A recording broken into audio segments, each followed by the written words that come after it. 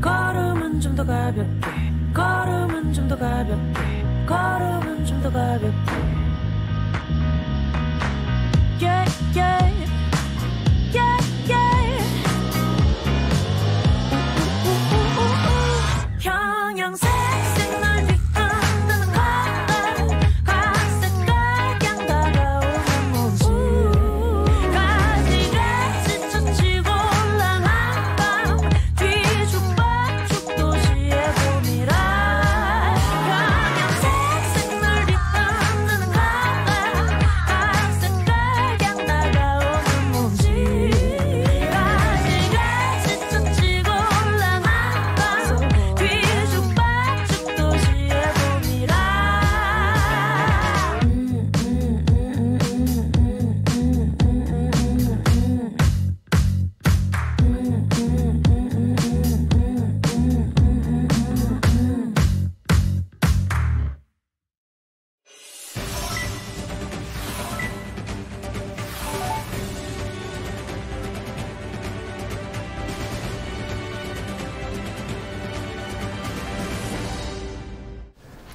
여러분의 저녁을 책임지겠습니다. 소통하는 재미 뉴스프리 데스크 아나운서 김민호입니다. 안녕하세요. 성지영 기자입니다. 양승태 전 대법원장 시절 사법농단에 연루돼서 재판에 넘겨진 판사들에게 첫 유죄 판결이 나왔습니다. 이민걸 전 법원 행정처 기획조정실장에게 징역 10개월에 집행유예 2년, 이규진 전 대법원 양형위 상임위원에게 징역 1년 6개월에 집행유예 3년을 각각 선고했습니다. 네, 검찰이 이 사법농단 의혹을 수사한 끝에 전현직 판사 14명을 기소했거든요. 네. 이 가운데 한 10명이 1심 판결이 끝났어요. 그런데 유죄 판결 선고를 받은 건 이 두 분이 처음입니다. 지금 보면 재판부가 이 전 실장이 국제인권법 연구회 등 그 사법행정의 비판적인 판사들 모임을 와해시키려 한 혐의와 국회의원이 피고인인 사건에 대해서 이제 재판부의 심증 어떻게 갈 거냐 이걸 알아본 혐의를 유죄로 인정한 것으로 보입니다. 네. 네. 자세한 소식은 또 보도로 확인해 주시고요. 네. 오늘 신청곡은 선우정아 님이 봄처녀 틀어드렸고 7번 방의 요물님께서 신청해 주신 곡이었습니다. 반갑습니다, 여러분. 7번 방의 요물님이 주식 떨어져서 기분 우울했는데 신청곡이 나와서 위안이 됩니다. 네, 하셨습니다. 저도 덕분에 위안을 얻었습니다. 네. 네, 삐까번쩍님이 오늘은 누가 나오시나? 네. 오늘은 정치수다 시간이죠. 조금만 기다려주시고요. 러블리 인어님이 어제 회식이셔서 못 오셨대요. 어제 러블리나님 신청곡 틀어드렸었는데 그러니까요. 네. 다시 보기로 꼭 들어주시고요. 이사나님도 러블리 이나님 신청곡 틀어주셨는데 안 오셨다고 말씀해 주셨고요. 네. 심은정님이 오늘도 확진자 많이 나왔나요? 이따가 퀴스트 산책에서 전해드릴게요. 잠시만 기다려주세요. 네. 김희준님이 충주시 수원부에서 산불 났다고. 네. 요즘이 좀 조심스럽죠. 네. 네. 정유현님 오랜만에 오셨어요. 한동안 좀 못 뵌 것 같은데 반갑습니다. 네. 빌로버티미님이 우리 성지영 기자 사과머리 칭찬해 주셨습니다. 감사합니다. 네. 자, 그럼 많은 분들이 지금 첫 코너를 기대하고 계신데요. 프리 초대석으로 한번 넘어가 보겠습니다.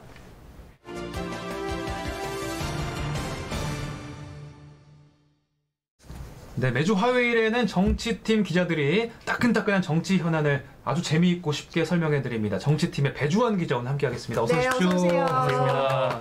지난주에 사실은 좀 사정상 정치 수다가 못 나와서 아쉬웠는데 네. 오늘 나와주셔서 정말 감사합니다. 당연히 나와야죠. 낯익다고 생각하는 분들도 계실 텐데 자기소개 좀 해주세요. 잠깐. 네, 저는 지금 정치팀에 있는 배주환 기자라고 하고요. 여기 보고 정치팀에 있는 배주환 기자라고 하고 작년 6월부터 이제 국민의힘, 국민의당, 그러니까 야당 출입을 하고 있고요. 사실 그 정치팀 오기 전에는 한 2년 정도 탐사기획 스트레이트, 그렇죠. 독한 스트레이트. 네. 네, 그런 프로그램을 했었는데 이 프로그램 자체가 좀 정치인들한테 좀 그쵸. 공격적으로 취재하는 프로그램이거든요. 계속 하잖아요. 네, 쫓아가고. 집 앞에도 찾아가고, 그럼요. 네, 행사장에도 막 찾아가고. 그렇죠. 그런 프로그램이었는데 그런 걸 하다가 이제 국회라는 공간 안에 들어와서 이들을 이제 취재원으로 만나게 됐거든요. 그래서 사실 좀 난감한 경우도 좀 있었는데 아무튼 그 어려움을 좀 겪고 지금은 그래도 조금 자리를 잡은 1년 만에 겨우. 좀 알아보던 국회의원이 있던가요? 어땠어요? 사실 제가 이제 작년 6월에 왔으니까 한창 20대 국회가 진행될 때 제가 스트레이트에 있었는데 그때 제가 이제 만나 뵀던 분들이 거의 21대 국회 때는 거의 국회를 떠나셨어요. 많이 좀 바뀌셨죠. 네. 공천을 못 받으시거나 네. 아니면 이제 낙선을 하시거나 이러면서 떠나셔가지고. 그나마 다행이네요. 그나마 다행이라고 할 수 있죠. 네. 네. 얼굴 붉힐 일은 없으니까. 네. 새로운 마음으로 새로운 곳에서 지금 1년. 그럼 저도 이제 과거를 세탁하고 그래서 취재를 하고 있습니다. 예. 네. 많은 분들 지금 배주환 기자를 환영해주고 계십니다. 네. 빌로바 TV님이 스트레이트 대단하 하셨어요. 네. 학생 때 굉장히 공부 잘했을 것 같다는 소식이 있어요 지금. 모범생의 기운이 있다고. 예, 이거 안경을 써서 그럴까? 예. 야당 출입이라 고생이 심하겠음이라고 이한준님께서 말씀해 주셨고요. 네, 이세희님이 배주환 기자님이다 하트 보내주셨습니다. 네. 네. 자, 일단 오늘 야권 그 서울시장 단일화 소식이 정말 정치권의 큰 소식이었는데 결과부터 좀 정리를 부탁드리겠습니다. 네, 일단 이 여론조사가 설계가 어떻게 됐냐면 경쟁력, 그러니까 박영선 후보에 대해서 누가 더 경쟁력이 있느냐, 그리고 이제 야권 단일 후보로 누가 더 적합하냐 이렇게 적합도 조사. 네. 경쟁력과 적합도 조사를 반반씩 섞어서 했고, 그리고 이제 유선 비율을 얼마나 섞을 것이냐도 좀 논란이 됐었는데, 그거 가지고 설랑설레가 좀 있었죠. 결국에는 이제 핸드폰 100%, 무선 폰으로 하는 100% 조사로 해가지고 이제 진행이 됐고요. 네. 결과적으로는 이제 오세훈 후보가 승리한 걸로 다 아시다시피 나왔죠. 그래서 알려진 바로는 이제 오세훈 후보가 경쟁력 조사랑 적합도 조사에서 다 이겼다고 하고요. 그런데 그 차이는 사실 그렇게 크지 않은 걸로. 근데 이제 구체적인 수치는 공개하지 않았죠. 네, 공개하지 않았어요. 그게 이제 선거법 위반이 된다고 하더라고요. 제가 따로 선관위에도 물어봤는데 이게 2017년도에 선거법이 개정이 되면서 정당에서 실시하는 여론조사는 공표를 못하게 돼 있어요. 도대체 그런 법이 왜 생겼냐 물어봤더니 이게 정당에서 여론조사를 하게 되면 그 정당에 유리하게 이 여론조사 문항을 설계를 할 수가 있잖아요. 설계 자체가. 그렇죠. 그러면 이제 여론 왜곡이 될 수 있다. 그렇기 때문에 이제 17년 이후에는 그걸 못 하겠더라고요. 그래서 제가 여론조사 결과를 대충은 전해 들었는데 이제 자세하게는 말씀 못 드리고 조금만 어떻게 안 됩니까? 그러니까 경쟁력 적합도 조사 다 이겼고 두 조사 모두 차이가 그렇게 크지 않다. 그 정도로. 박빙으로 이겼다. 오세훈 후보가. 그렇게 정리할 수 있을 것 같습니다. 근데 원래는 오늘까지 뭐 좀 진행이 될 수도 있다 이랬는데 생각보다 빨리 발표가 됐어요. 네, 맞습니다. 그러니까 일요일 날 이게 정해졌거든요. 그리고 월요일 오전 10시인가부터 이제 여론조사 시작이 됐는데 이게 원래는 이제 3,200명을 조사를 하는데 이게 표본이 좀 빨리 차서 3,200명 조사가 완료가 되면 이제 하루 만에 되면 이제 화요일 날 발표하고 아니면 수요일이 되는 거였는데 이게 어제 다 마무리가 됐다고 하더라고요. 관심도가 좀 높은 사안이다 보니까 빨리빨리 응답을 했나 봐요. 그냥 끊지 않고. 그러니까요. 그래서 보통 이게 핸드폰으로 하게 되면 이제 5, 60대 이상 분들은 응답이 빨리빨리 표본이 차는데 이제 20, 30대 분들이 보통 일하고 계시거나 뭐 그렇죠. 이제 뭐 그러고 계시기 때문에 응답을 잘 안 하시거든요. 또 모르는 번호는 또 안 받고. 그래서 보통 하루 넘기지 않겠느냐 했는데 20, 30대 분들도 반응을 빨리 해주신 것 같아요. 결과 딱 나왔을 때 그 국회 부스 안의 분위기는 어땠나요? 다들 이제 저희도 그 각자의 방송사 중계를 보고 있었거든요. 원픽이 있을 거 아니에요. 약간 각자의 픽이 있었을 텐데. 근데 국회 부스 안에서도 이제 막 내기 하자 막 이런 분위기들이 있었어요. 네. 그래서 저희 여당 반장님이 저한테 너는 어디다 걸래? 물어보시길래 저는 고민을 하다가 저는 안철수에 걸라고 했거든요. 왜냐면 이렇게 나와도 되나요? 사실 이게 제가 뭐 안철수 후보를 더 좋아해서 뭐 이런 게 아니고 사실 국민의힘 경선 과정이 있었잖아요. 네. 그때 사실 나경원 후보가 좀 많이 앞서간다고 다들 그랬거든요. 그래서 저는 그때 나경원 후보를 픽을 했는데 결과가 오세훈 후보가 됐어요. 그때도 틀렸는데. 이게 대세랑 좀 다르다 결과가. 흔히 말하는 대세와 반대로 가야지 이길 수 있다라고 생각을 하고. 그렇죠. 이번에도 오세훈 후보가 치고 올라오는 형국이었기 때문에 다들 오세훈 후보 쪽으로 좀 쏠리는 것 같아서 저는 안철수 이렇게 픽을 했는데 또 빗나갔습니다. 네. 조영 기자는 주식은 하면 안 되겠어요. 네, 예상하면 다 틀립니다. 오늘도 지금 계속 파란색입니다. 결과 발표 직후에 사실 이 부수 분위기도 그렇지만 양측 분위기 좀 궁금하긴 한데요. 네. 오늘 일단 오세훈, 박영선 후보 발언부터 잠깐 보고 얘기 나누시죠. 오늘은 위대한 서울 시민의 선택의 날입니다. 여러분의 위대한 선택이 후회가 되지 않도록 제 모든 것을 바쳐서 승리를 가져오겠습니다. 이제 구도는 확실해졌습니다. 서울의 미래 박영선 시장이냐 아니면 낡고 실패한 시장이냐의 구도다 이렇게 생각이 됩니다. 예. 네. 오세훈 후보는 표정이 약간 좀 북받친 것 같고 독하신 것 같아요. 하긴 지난 10년이 있으니까 어떻게 보면 아까도 얘기했지만 나경원 후보가 훨씬까지는 아닌데 우세라고 생각했는데 그렇죠. 반전. 네. 이번에도 사실은 이 기운을 딱 몰아가지고 또 반전. 그렇죠. 어떻게 반전이 된 거잖아요. 네.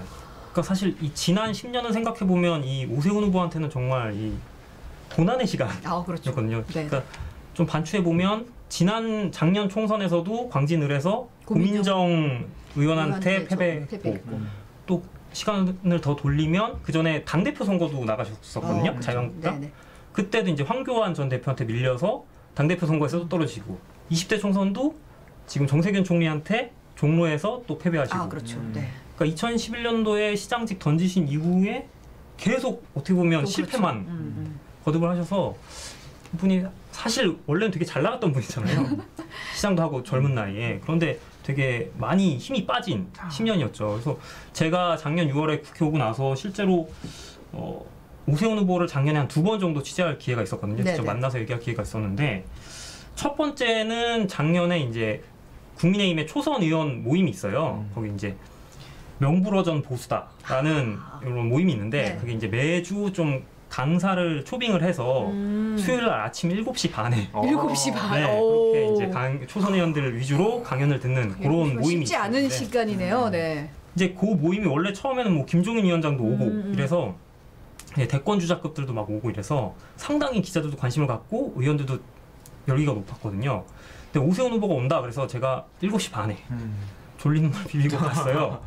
갔는데 기자들은 와 있는데 정작 의원님들이 안 오시는 거예요. 그러니까 그 행사를 주최하는 두 의원님은 계시고 나머지 분들은 근데 안 오시는 거예요. 뭐 좀 관심이 확실히 떨어지는 게 좀 안타깝지만 그런 느낌이 정치의 현실이 확 다가오네요. 그렇죠. 뭐 좀 시간 지나니까 이렇게 하나 둘 자리를 채우시긴 했는데 상당히 자리가 비워진 채로 강연이 진행이 됐거든요.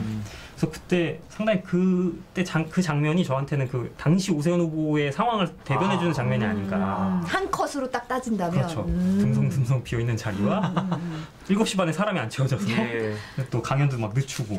두 번째는 어떤 자리였어요? 두 번째는 이제 기자들과 저녁 식사 자리가 있었는데 이 동대문 근처에 있는 모 식당에서 이제 저녁 식사 자리를 가졌는데 그때도 뭔가 이분이 이제 당신 대선을 준비하실 때니까 기자들한테 자신의 뭐 정치 철학이라든지 뭐 정책 구상이라든지 이런 얘기를 많이 하셨는데 이게 내가 이걸 꼭 하겠어 뭐 이런 걸로 우리나라를 바꿔보겠어 이런 의지라기보다는 설명은 하는데 뭔가 자신이 없는 듯한 그게 느껴졌군요. 네. 그리고 이분이 뭐 눈이 부리부리 하시잖아요. 되게 잘생기시고 그 뭐 이렇게 약간 소의 눈? 꿈뻑꿈뻑 하시는데 그 약간 슬픈 뭔지 압니다. 그런 느낌이 들어서 사실 뭐 저는 그 전에 뭐 오세훈 후보에 대해서 뭐 별 감정이 없었는데 좀 짠하다? 네. 그런 좀 느낌이 들긴 했었죠. 예. 저는 사실 서울시장 재직 시절에 만났으니까 그때 기운과 지금의 기운이 사뭇 다를 것 같다는 생각이 좀 들긴 해요. 네. 그때는 워낙 좀 좋을 때니까 네. 시절 좋을 때니까 좀 근데 그 10년이라는 세월이 길지 않은데 어떻게 보면 정계에서 중요한 건 버티는 정신인 것 같다는 생각이 좀 들긴 하네요. 네. 존중하며 버티기. 버텨야 합니다. 네. 10년 만에 이렇게 재기를. 그러니까요. 네. 네. 국민의힘 입장에서도 이번 그 오세훈 시장으로 오세훈 후보로 단일화된 거 자체가 굉장히 기분 좋은 일이었을 것 같아요. 그쪽 반응은 어땠습니까? 네, 그러니까 당시 오늘 이 결과를 발표할 때는 후보들은 참석을 안 했고요. 네. 그다음에 그 양측 협상단, 그 여론조사 협상했던 협상단들이 와서 발표를 했는데 이제 오세훈으로 결정됐다 발표하고 나서 이제 발표하고 나오는 길이 이제 쭉 이 국민의힘 국회 본청 2층에 국민의힘 사무실들이 쭉 있거든요. 네. 그 김종인 비대위원장 그 위원장실까지. 그래서 이렇게 이동하는데 다들 이제 국민의힘에 너무 박수치고 환호하고 이 협상팀한테 고생하셨다고 격려도 하고 거의 이제 축제 분위기였죠. 그리고 이제 그 축제 분위기 속에서 이제 김종인 위원장한테 보고를 하러 들어가시더라고요. 근데 이제 반면에 국민의당은 확실히 이제 현장에서 당직자분 좀 눈물 흘리시는 분도 계셨다고 하고 저희가 직접 보진 못했는데 확실히 좀 침울한 분위기. 예, 굉장히 상반된 분위기였죠. 근데 뭐 결과 발표한 다음에 이제 그때는 안 나왔는데 안철수 후보도 오후에는 기자회견을 자청해서 했었잖아요. 네. 일단은 결과 발표 직후에 일단 짧은 입장문을 냈어요. 네네. 그래서 그거 그대로 읽어드리면 뭐 여론조사 결과를 서울 시민의 선택으로 인정하고 그대로 받아들입니다. 야권의 승리를 위해 열심히 돕겠습니다. 이렇게 짤막하게 냈거든요. 네네. 그러니까 패배 승복하고 오세훈 후보 승리를 위해서 본인도 열심히 뛰겠다, 돕겠다. 뭐 기존에 얘기했던 것들 그대로 반복을 했고요. 그리고 나서 이제 오후 2시에 직접 국회를 찾아와서 기자회견을 했어요. 네. 여기서도 이제 오세훈 후보한테 축하한다는 말 하고 또 야권 승리 힘 보태겠다. 또 비슷한 얘기 했는데 일단 직접 들어보시는 게 좋을 것 같습니다. 네, 영상 준비했습니다. 오세훈 후보님 진심으로 축하드립니다. 반드시 승리하셔서 문재인 정권을 심판해 주실 것을 부탁드립니다. 저도 야권의 승리를 위해서 힘껏 힘을 보태겠습니다. 네. 근데 좀 이번에 좀 특이한 거는 보통은 이렇게 단일화하면 두 분이 같이 나오잖아요. 두 사람 같이 나오는데 그런 모습이 없었어요. 좀 그게 좀 의아하다는 생각이 좀 들었거든요. 네, 좀 취재를 해봤는데 저희도 당연히 좀 단일화하면 뭐 두 사람이 이렇게 손만 잡고 이렇게 손 들고 막 축하해주고 약간 그런 걸 생각하잖아요. 약간 그게 보통 클래식한 샷이죠, 사실은. 네. 그런 모습이 없어서 좀 취재를 해봤더니 이렇게 발표가 되고 오전에 10시인가 10시 반인가 오세훈 후보가 먼저 왔거든요. 소통관에. 그때 이제 그 전에 이제 안철수 후보한테 연락을 했다고 해요. 네네. 그런데 같이 하자. 그렇죠. 그런데 이제 안철수 후보 쪽에서는 조금 지금은 힘들다라는 입장을 전달을 해서 오세훈 후보가 이제 혼자서 했고, 그리고 이제 오후에 안철수 후보가 이제 2시에 내가 기자회견을 하겠다라고 하니까 이제 오세훈 후보가 이번에 그러면은 내가 같이 좀 참석을 하고 싶다라는 의견을 전달을 했는데 안철수 후보 쪽에서는 오늘 기자회견은 일단은 좀 혼자서 하고 싶다라는 뜻을 전달을 하셨나 봐요. 그래서 오늘은 이제 각자 이제 기자회견을 하는 걸로 그렇게 마무리가 됐고요. 이제 아까 이제 안철수 후보 기자회견 보셨는데 그거 끝나고서 이제 안철수 후보한테 기자들이 질문 던졌거든요. 이제 선대위원장 원래 맡기로 하겠다고 했어가지고 뭐 그거 예정대로 할 거냐 그렇게 여쭤봤더니 일단은 뭐 당연히 선대위원장을 오 후보 쪽에서 맡아달라고 하면 당연히 맡을 것이다. 뭐 그런 식의 입장을 발표를 하셨고요. 또 무엇보다도 좀 기억에 남는 거는 저는 그 김종인 위원장 찾아뵙겠다고 한 거. 사실 이번 단일화 과정에서 김종인 위원장이랑 안철수 대표가 조금 각을 많이 세웠거든요. 신경전이 엄청나요. 그러니까 오세훈, 안철수 후보는 서로에 대한 뭐 이렇게 검증 같은 건 했어도 뭐 인신 공격이다 이런 느낌은 없었는데 이 김종인 위원장이랑은 뭐 정신이 이상한 사람이다 뭐 이런 발언이 나올 정도로 상당히 셌는데 일단은 만나겠다고 했어요. 아무래도 이제 같이 선거운동을 하고 하려면 당연히 그 당의 대표인 김종인 위원장 찾아뵙는 게 당연히 순리니까 수순이니까 수순이니까 그렇게 만나겠다고 하신 것 같습니다. 여당의 입장도 이제 궁금해지는데요. 네. 이제 전선이 확실해졌으니까 공세도 이제 제대로 해야겠다 이런 마음가짐일 것 같아요. 네, 이제 매치업이 완성이 됐으니까 그렇죠. 박영선 대 오세훈 이렇게 됐잖아요. 그래서 이제 오세훈 후보한테 이제 화력을 집중을 해야죠. 그렇죠. 민주당 입장에서는. 그래서 네. 바로 오늘 이제 오세훈 후보 충분히 이길 수 있는 후보다 이렇게 좀 자신감을 겉으로 내비쳤어요. 근데 사실 뭐 제가 여당 출입 기자는 아니지만 뭐 전해 듣는 거에 따르면은 사실 여당에서는 좀 소가리를 하고 있다. 왜냐면 최근 여론조사 결과도 1대1 여론조사를 하면 지난주 저희 방송 3사 여론조사도 있었지만 네네. 뭐 10%포인트 이상으로 좀 압도적으로 이기는 거가 나와서 어느 후보가 뭐 그런 조사가 있었죠. 네, 그런 조사들이 좀 나와서 좀 신경을 쓰는 것 같은데 그래서 오세훈 후보 결정되니까 뭐 MB 아바타다, 거짓말쟁이다, 또 뭐 실패한 시장이다 이런 얘기 막 쏟아내고 있고요. 네네. 또 민주당 입장에서는 아무래도 이제 최근에 LH 사태가 좀 그쵸. 악재잖아요. 그래서 이것 때문에 또 박영선 후보 지지율도 좀 주춤한 상태고요. 그래서 이제 박영선 후보가 또 야권 단일화가 좀 아무래도 여권의 단일화보다는 관심을 많이 받다 보니까 좀 어쨌든 단일화 효과를 누리지 못한 것도 사실이고 경선을 넘고 이걸 넘고 하면서 약간 그런 기운들도 좀 있으니까. 네. 그래서 이제 빨리 이제 반전의 계기를 만들어야 되는데 그래서 민주당 입장에서는 좀 고심이 깊을 것 같고요. 근데 다만 좀 민주당이 유리한 부분도 있어요. 이게 지금 서울 지역의 의원 지역구가 49개인데 네. 41석이 민주당이거든요. 그렇죠. 네. 그리고 8석이 국민의힘이고 그리고 서울시 의회만 봐도 90% 이상이 민주당이거든요. 네. 그러니까 이 말인즉슨 결국 조직력에서는 민주당이 국민의힘에 비해서 훨씬 앞선다. 네. 이런 의미인데 이번 선거가 이제 보궐선거잖아요. 네. 그러니까 휴일 임시공휴일이 아닌 상태에서 투표를 하니까 이게 지지자들을 얼마나 투표장에 끌고 오느냐가 상당히 중요한데 조직력이 상당히 중요한 선거죠. 그렇죠. 네. 그렇기 때문에 이런 부분에 있어서는 좀 민주당이 유리하지 않을까 또 이런 분석도 있습니다. 또 어쨌든 실제 붙어봐야 아는 거고 재보궐선거는 변수가 좀 많으니까요. 네. 근데 어떻게 보면 내곡동 땅 얘기 계속 나오고 있잖아요. 네. 어떻게 뭐 오세훈 후보 향해서 이 내곡동 땅에 대한 이슈가 집중 부각이 될 것 같은데 어떻게 보세요? 아무래도 지금 민주당이 가진 가장 큰 무기는 내곡동 땅 의혹인 것 같거든요. 네네. 그래서 오늘도 벌써 이제 김태년 원내대표가 이 문제랑 관련해 가지고 오 후보의 거짓말을 입증할 증거 자료는 차고도 넘친다 이렇게 공격을 했거든요. 네네. 사실 이 단일화 과정에서 오세훈 후보가 내가 이제 이 내곡동 땅과 관련해서 거짓말을 한 게 있으면은 사퇴하겠다 이렇게 얘기를 해가지고. 네.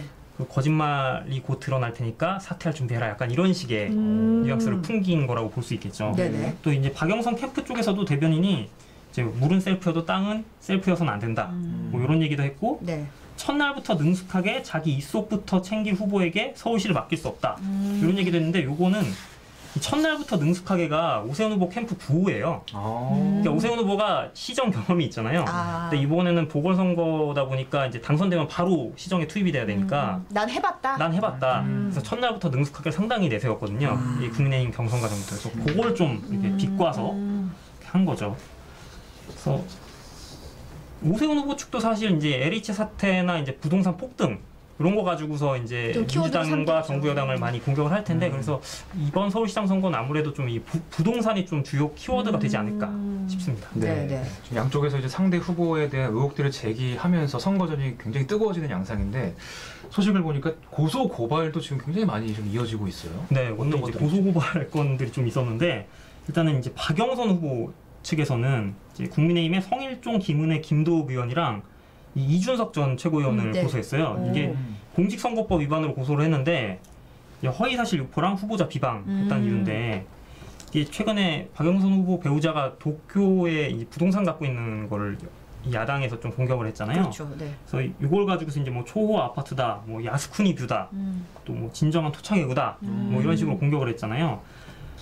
그래서 이제 아파트 구입 경위나 목적이나 뭐 규모 이런 거를 상당히 야당에서 의도적으로 왜곡했다, 흑색선전했다 이런 거예요.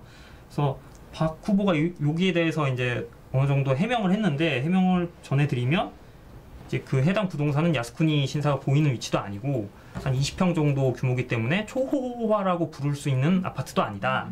이런 식으로 설명을 했어요. 네. 또 국민의힘 쪽에서는 반대로 이제 부산의 박형준 후보가 또 소송을 제기를 했는데 네네. 이분은 이제 그 홍대 입시 청탁 딸에 대한 그 의혹에 대해서 이제 전 홍대 교수님이랑 언론사 등한테 이제 손해배상 5억 원 청구하는 소송을 내겠다고 하셨거든요, 오늘. 그래서 이제 뭐 딸이 홍대 들어갈 때 이제 부정한 청탁이 있었냐 없었냐 뭐 요거를 가지고서 이분들이 좀 의혹 제기를 하시니까 그거 관련해서 이제 허위 사실을 유포한다고 하면서 하신 건데 이제 박 후보 측 해명은 당시 홍대 미대 실기 시험에 응시한 적이 없으니까 부정한 청탁도 있을 수 없다. 뭐 이렇게 정리를 할 수 있을 것 같습니다. 근데 이제 박형준 후보 같은 경우는 이제 민주당의 뭐 김영춘 후보나 상대 그리고 이제 뭐 민주당의 부산 지역 의원들한테까지는 고소 고발은 하지 않겠다. 이렇게 밝힌 상태입니다. 네. 그래서 뭐 선거전이 시작되면 서로의 상대방에 대해서 뭐 좀 그런 날을 세우긴 하겠지만 너무 과장하거나 허위로 공격하는 건 좀 뭐 좋은 모습이 아닌 것 같아요. 네, 이제 어쨌든 그렇죠. 정책적으로 서로 간에 정책적으로 치열하게 맞부딪혀야 네. 이제 앞으로를 위해서도 건설적인 방향인 것 같은데 네. 국회 출입 기자로서 이제 본격적인 선거전이 시작되면 좀 확실히 양상이 달라지잖아요. 어떻게 마음의 준비 좀 하고 있나요? 그러니까요. 이게 원래는 저도 이제 정치팀 와서 선거 치르는 게 처음이라 네. 상당히 좀 두려운데 원래는 보통 국회 출입 기자들이 당 일정 챙기고 그렇죠. 뭐 국회 상임위 뭐 회의나 이런 것들 챙기는데 여기에 이제 후보들 일정이 붙은 건데 이제 후보들 같은 경우는 뭐 서울 후보 같은 경우는 서울 전역을 다 돌아다녀요. 그렇죠, 뭐 네. 서남권 가서는 뭐 서남권 공약 발표하고 동북권 가서는 동북권 공약 발표하고 막 이런 식으로 거의 다 일대를 다 다닐 거 아니에요. 네. 그래서 뭐 다 따라다니진 못하는데 어쨌든 뭘 하는지는 알고 있어야 되고 그리고 또 제가 이제 야당을 출입하고 있는데 야당 같은 경우는 좀 단일화 이슈가 계속 있었잖아요. 네. 제3지대에서도 이제 금태섭 전 의원이랑 안철수 대표랑 단일화하는 과정이 있었고 그렇죠. 또 국민의힘 경선도 상당히 좀 나경원 후보랑 오세훈 후보가 상당히 치열하게 붙었기 때문에 그것도 좀 기사거리가 많이 나왔고 그러다 보니까 상당히 좀 긴장감으로 한 달을 보낸 것 같은데 그래서 딱 눈 감았다 뜨면 4월 8일이 됐습니다. 누가 한데 많이 네. 힘드신가 보네요. 네. 선거 이제 이후의 얘기도 살짝 좀 나눠보고 싶은데요. 선거 이후에 이제 야권이 좀 개편된다 이런 얘기도 있는데 이제 국민의당과 국민의힘이 합당된다 이런 얘기도 지금 굉장히 많이 있는데 그거에 대해서는 어떻게 좀 생각을 하고 계십니까? 네. 일단은 안철수 후보가 이 얘기를 좀 구체적으로 먼저 꺼냈죠. 이 단일화 과정에서 이제 서울시장 선거가 끝나면 이제 국민의힘과 합당을 추진하겠다 이렇게 얘기를 했는데 오늘 기자들 이제 아까 그 2시에 기자회견하고 나서도 기자들이 물어보니까 그 의지는 다시 거듭 재확인을 했어요. 당연히 추진하겠다고. 근데 이제 파트너인 국민의힘 같은 경우는 이제 오세훈 후보로 결정이 일단 됐고 의석수 자체도 압도적으로 많잖아요. 국민의당은 3석 정도밖에 안 되니까. 그래서 좀 일단은 좀 느긋한 입장이 급할 거 없는 입장이 됐거든요. 네. 그래서 아마 이제 당장은 선거를 치러야 되니까 뭐 합당 논의가 당연히 있기는 어려울 거고 이제 시장 선거가 끝나면은 합당 논의가 아마 이루어질 거고 아마도 국민의힘이 좀 더 주도권을 가지고 하지 않을까 싶은데요. 그래서 기자들이 오늘 그 김종인 위원장한테도 이 합당에 대해서 물어봤거든요. 네. 일단 그 대답을 한번 들어보시죠. 네. 선거하는 과정 속에서 합당이라고 하는 그 일을 갖다가 추진할 수가 없어요. 일단은 하여튼 선거를 승리로 이끌고 난 다음에 그다음에 야권의 전반적인 개편을 하는 과정 속에서 우리 국민의힘이 중심으로 돼가지고서 야권 전체를 개편할 때 그때 아마 국민의당이 어떠한 행동을 할 건가를 결정이 될 거라고. 야권 전체 개편. 이제 뭐 서울시장 선거 이후를 보는 거죠. 그렇죠. 네. 네네. 대선까지 쭉 이렇게 보는 거죠. 네. 많은 분들이 지금 저희가 정치권 얘기에 푹 빠져 있는 동안 댓글을 엄청 많이 남겨주셨었네요. 예. 아까 어떤 분이 이제 정치부 기자들 정말 바쁠 시기라고 걱정을 많이 해주셨고요. 네네. 국회 출입 기자들이 정신없이 바빠질 거라고 이산화님이 얘기하셨어요. 네. 이렇게 보면 이제 단일화 과정이라든지 이 상황을 쭉 봤을 때 어때요? 뭐 좀 어떻게 생각하세요? 지금 국면을? 일단은 사실 처음에는 이 단일화가 실제로 될까? 사실 그런 의구심도 좀 있긴 했거든요. 워낙 이게 서로 그 단일화 그 여론조사 문항 가지고서도 워낙 줄다리기가 심했고 정말 이러다가 이 판이 깨지는 거 아닌가. 3자구도 가는 거 아니냐. 네, 3자구도 가는 것도 아니냐. 이런 생각도 있었고 실제로 여론조사 3자에서 3자 구도를 가정을 했을 때 오세훈 후보가 1위로 나오는 여론조사 결과도 있었거든요. 그러니까 국민의힘 입장에서도 이거 굳이 막 단일화할 필요 없는 거 아닌가 뭐 이런 생각도 있어서 했는데 어쨌든 단일화가 되긴 되더라고요. 양쪽에서 어쨌든 양보도 하고 후보들도 좀 결단을 하고 해서 그러니까 이 야권 전체에 그 정권 교체를 하겠다라는 의지 같은 것은 엄청나게 강하구나 그런 걸 좀 재확인할 수 있었던 그런 과정이었던 것 같아요. 네. 알겠습니다. 앞으로도 이제 마크맨으로 쫓아다녀야 될 텐데. 네, 오세훈 후보님. 네. 전화 좀 받아주세요. 선거 끝나기 전에 한 번 더 시간 되시면 나오셔가지고 네. 그 상황 좀 브리핑해 주시면 감사하겠습니다. 네, 네, 감사합니다. 배주환 기자였습니다. 고맙습니다.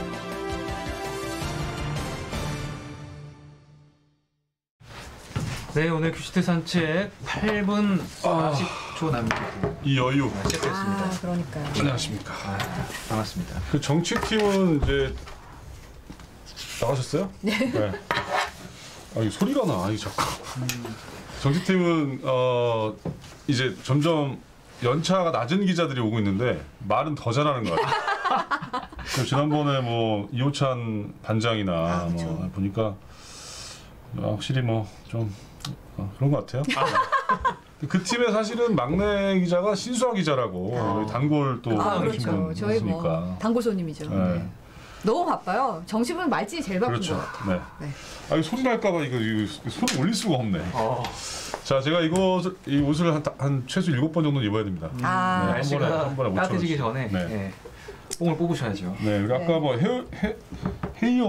헤이어로님이 자꾸 저 성지영 기자 이쁘다고 안일부터까지 계속 올린다고 그래가지고 도배를 하고 계셔가지고 제가 대신 읽어드릴게요. 네. 제가 제 입으로 얘기하기는 좀 민망하잖아요. 이거 바꿨구나. 네. 정말 좋아하시는 분들이죠. 특정인을. 네. 저는 꽃츠핀다님이 저의 광팬이시거든요. 아까 댓글 안 읽어주신다고 막 서운해하셨는데 죄송해요. 나야나님이 제필이 형 요즘 메이크업하면 젊어 보이네 하셨습니다. 제가 요새 좀 운동을 하는. 약간 좀 괜찮아졌죠? 약간 다이어트도 하신 것 같고 머리가 살짝 그 웨트한 느낌이 나는 게 요즘 스타일인데요? 젖은 머리. 뭐 발랐어요. 근데 어제는 저희 국장님이 마중물님이 누구시냐고 저한테 카톡이 왔더라고요. 정말요? 네, 마중물님이 어제 무슨 속보를 내셨나봐. 다음 인사에 노재필 기자 어디로 인사나 뭐 이런 거. 그래서 누구시냐 그래서 제 찐팬이라고 말씀을 드렸죠. 한번 모시라고 하더라고요. 마중물님을 한번 기회가 되면 좀 바쁘셔갖고 아마 지금 이제 농사일 시작하셔야 되니까 좀 쉽지 않을 것 같긴 한데 한번 이 자리에 모시면 어떨까 하는 생각이 듭니다. 네. 안 계신 것 같은데요. 오늘 안 오셨어요. 안 오실 때 이런 얘기 해야죠. 다시 보기로 아마. 시문장님도 오늘 마중물님 안 보이시네요. 왜 안 보이시지? 근데 사실 안 보이실 수가 있어요. 왜냐면은 지금 해가 길어져가지고 또 이제 늦게까지 일을 하실 수 있으니까. 안 그래도 감자 농사 얘기하셨는데. 그렇죠. 네. 자, 오늘 뭐 이슈가 정치 이슈가 많은데 제가 뭐 얘기를 해드릴 건 없고 왜냐면 배주환 기자 다 얘기했으니까 저는 코로나 소식부터 말씀을 드리면 안 그래도 궁금해하시죠. 네, 오늘 신규 확진자가 346명이 나왔습니다. 이게 이제 일주일 만에 300명대가 된 건데 아까 뭐 좀 전에 기사를 보니까 6시까지 또 확진자는 어제보다 꽤 늘었다고 하더라고요. 어제 내일은 400명 넘을 것 같아요. 근데 문제는 지금 이제 방역당국이 조사를 해보니까 3세에서부터 그 18살까지 연령대가 전체 확진자의 10% 정도를 차지한다고 그래요. 네, 꽤 많은 거죠. 그래서 이제 개학을 이제 학생들이 이제 그 학교에 가는 시기이기 때문에 좀 우려된다라는 얘기를 하더라고요. 네. 아이들은 또 백신을 맞을 수도 없잖아요. 그렇죠. 어린 아이들 같은 경우는 지금 학생들 같은 경우에 이제 맞습니다. 여전히 좀 방심하면 안 되는 시기인 것 같아요. 네. 자, 그리고 오늘 문재인 대통령이 아스트라제네카 백신을 맞았는데 6월에 영국에서 열리는 G7을 가기 위해서 이제 맞은 거예요. 두 번 맞아야 되니까 5월 중순쯤에 한 번 더 2차 접종을 하게 된다고 합니다. 근데 이제 대통령이 이제 뭐 하나도 안 아팠다 그러면서 이제 그 끝나고 참모 회의를 주재하면서 접종 속도를 좀 더 높여야 되겠다 이런 얘기를 했다고 합니다. 자, 그 다음에 인권사회팀이 어제 센 단독을 했잖아요. 그 국민의힘 유상범 의원이 변호사 시절에 그 일종의 전관으로서 어떤 그 대리 수술에 관련된 걸 이렇게 덮어주는 어떤 그런 걸 모의하는 뭐 이런 걸 저희가 보도를 했는데 오늘은 이제 후속 기사를 저희가 준비를 했어요. 또 2개를 준비할 건데. 그 사건 이후에 보면은 경찰 수사도 좀 부진하고 그다음에 경찰과 병원의 어떤 유차 의혹 같은 게 좀 많이 보여요. 보이는데 그 녹취록을 보면 그 유상범 그 당시 변호사가 이제 그거를 좀 뭔가 이제 컨설팅을 해주는 것 같은 어떤 그런 것들이 있어요. 있는데 보면은 어떤 워딩이 있는데 뭐냐면 일산 서부서랑 원장님의 네트워크가 있잖아요. 이러면서 이제 뭔가 이런 얘기를 해요. 네, 그래서 서부서. 네네네. 한번 뭐 경찰은 아니라고 하겠지만 뭐 저희가 보기에는 굉장히 좀 의심스러운 부분이 있어서 자세한 내용은 이제 본방에서 확인하시면 될 것 같고요. 네네. 자, 다음 소식은 남양주 시장이 생일 파티를 5번 했대요. 생일 파티를? 네, 생파 5번 했는데 어디서 이렇게 많이 했습니까? 생일 파티를 뭐 가족들하고 5번을 하면 별 문제는 없을 것 같은데 네. 그 남양주 시청에 있는 5개 부서를 돌면서 했다고 그래요. 사흘 동안 5번을. 아이고 시장님 왜 이러십니까? 근데 이제 그래서 뭐 단체 사진 10명씩 찍기도 하고 뭐 경쟁적으로 부서에서 이렇게 시장님 생일 파티를 막 마련한 거예요. 그래서 시장님 다니면서 이렇게 막 하고 했는데 하지 말라 그래야죠.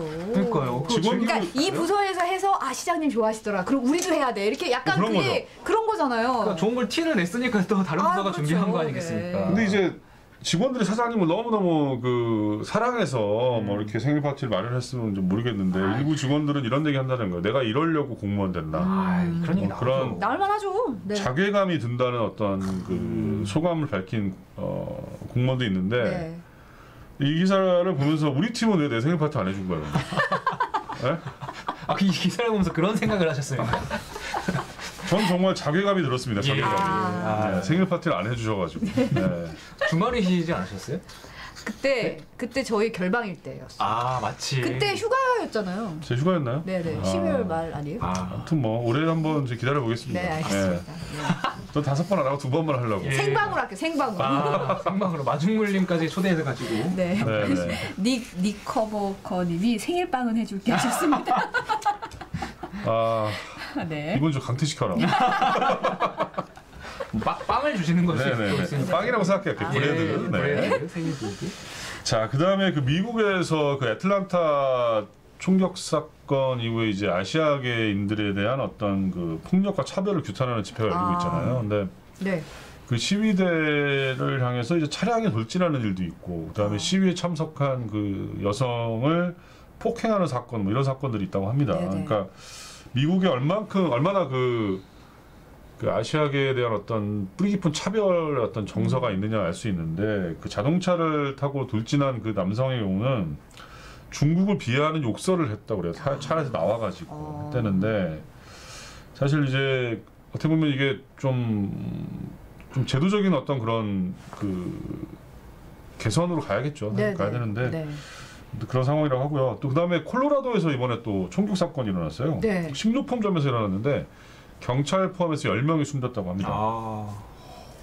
근데 미국이 사실은 이제 총기 사고가 많이 나잖아요. 그렇죠. 많이 나는데 규제를 안 하는 거 보면 참 신기해요. 그게. 근데 사실은 뭐 또 이 총기 문화를 갖고 있는 게 남부인데, 남부 워낙 크다 보니까 경찰을 믿는 치안보다는 내 스스로를 자위할 수 있는 그런 게 되게 자위권을 강조하는 게 되게 뿌리 깊은 정서더라고요. 그 개척자의 나라라고 이제 하니까 본인 스스로 총으로 지켜야 된다 뭐 이런 어떤 그런 의식들이 있는데, 저 광활한 이 대저택 저기에 경찰서가 있는데 저 경찰서를 믿을 수가 없는 거죠. 어떻게 보면 약간 그런 정서가 남아 있는 것 같아요. 아리둥절님이 오늘 굉장히 여유 있어 보인다고.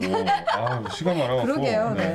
지금 몇 개 안 남았거든요. 그다음에 경기도 반도체 특구 팀장의 투기 의혹을 저희가 보도할 건데, 그 120조 원 넘게 투자를 해가지고 용인에 이제 반도체 클러스터를 만든다는 어떤 그런 발표가 있었잖아요. 근데 발표 나기 전에 그 당시에 팀장, 이 프로젝트를 맡은 팀장이 가족 명의의 회사로 이제 땅을 한 500평 정도 샀다고 그래요. 그래서 이제 얼마나 올랐습니까? 3배 정도 올랐다고 하는데, 근데 이분이 이제 퇴직을 했다고 합니다. 그래서 이제 경기도가 그 부패 방지법 위반으로 고발할 방침이라고 합니다.